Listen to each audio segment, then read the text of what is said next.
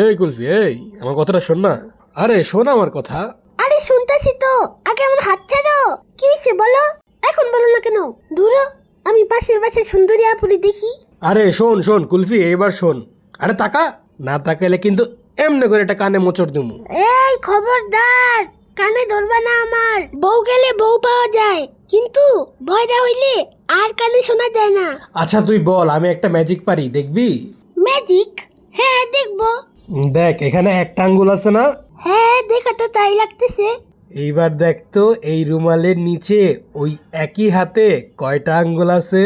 দেখি তো দেখি তো দেখি তো দেখি, দেখা তো ফেলি। এই দেখ, আগে ছিল একটা আঙ্গুল, এখন হচ্ছে দুইটা আঙ্গুল।